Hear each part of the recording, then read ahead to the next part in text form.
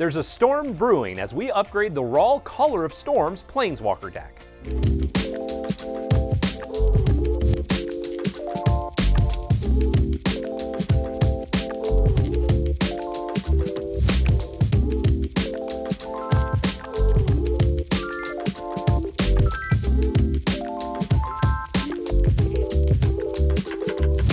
The first of two Planeswalker decks for Guilds of Ravnica features raw Color of Storms at the helm, and has 4 new cards that are only found in this deck.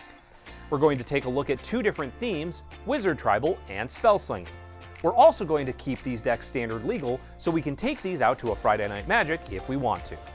For Wizard Tribal, our pre-constructed deck has a good base with cards like We Dragonauts, Omnispell Adept, and one of the deck's exclusive cards, Rawl's Static Caster. Looking at Dominaria, we get a lot more support for blue-red wizards. Cards like Gitu Journey Mage and Firefist Adept will build on how many wizards we currently have on the battlefield, and Aban Dean of Iteration will double each of their triggers.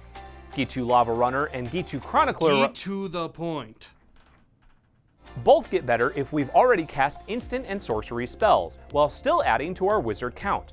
Finally, Adeliz the Cinderwind and Narumeha Master Wizard both benefit off playing instant and sorcery spells while pumping our whole team. While Dominaria is going to make up a good portion of the support for a wizard deck, there are still quite a few good cards to consider outside of that set. Siren Storm Tamer is an evasive threat that can be sacrificed to counter certain spells. Viashino Pyromancer can deal 2 damage to our opponent while on an aggressive body.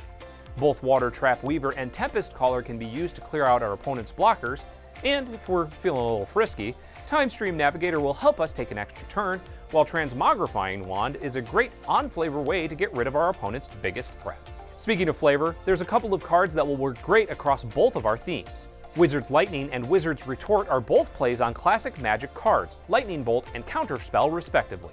Both do a decent job on their own, but get much better when we have a wizard already on our side. Now let's move on to the Spellslinger version of the deck. While the direct damage of Precision Bolt is great, there are plenty of better options available. Lightning Strike costs 1 less and is an instant. Shock only costs 1, but it also only deals 2 damage rather than 3. And Fight with Fire is a good option for creature removal early, but can target our opponent later in the game if the kicker cost is paid. We should also think about adding a couple of copies of Banefire, which gets bigger the further the game goes, and has the upside that it can't be countered and the damage can't be prevented if X is greater than 5. We've already got a few decent spells with the Jumpstart mechanic, allowing us to play them a second time from our graveyard, but it really comes down to personal preference if we want to keep them in the deck. If we keep the creatures that care about how many instants and sorceries we've played, like We Dragonauts, Erratic Cyclops, and Fire Urchin, these spells could be worth it. Otherwise, discarding a card may be a bit much. Luckily, there are plenty of other great spells to take their place. If we want to go a controlling route, cards like Ionize, Negate, Essence Scatter, and Spell Swindle are a good base. We can also control the battlefield a bit with Blink of an Eye, River's Rebuke, and Sleep. In order to keep our hand full, we should consider cards like Divination, Secrets of the Golden City, and Hypothesizzle. Okay, I really just wanted to say Hypothesizzle. Faux shizzle. There are a few cards that will give us a big advantage in a Spellslinger deck. Primal Amulet is one of them. It helps reduce the cost of our spells, then when we've cast enough, it helps fix our mana and copies each spell we play. Expansion Explosion from Guilds of Ravnica has a lot of flexibility. We can either copy a lower cost spell early on, or dump a bunch of mana into it to draw cards and deal damage to any target.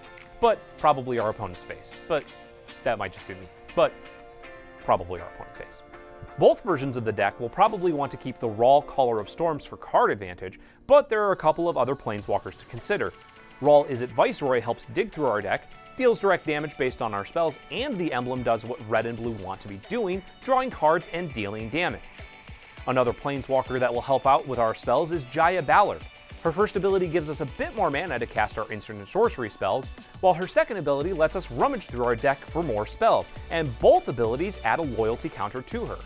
The ultimate also works as a sort of jumpstart on all the instant and sorcery cards in our graveyard, which also helps to fuel the -3 ability on Rawl's Izzet Viceroy. This deck includes 22 basics, 10 islands, and 12 mountains, and 4 Izzet Guild Gates. To better fix our mana and assure that we have the right amount of each color when we need it, we can add more dual color lands.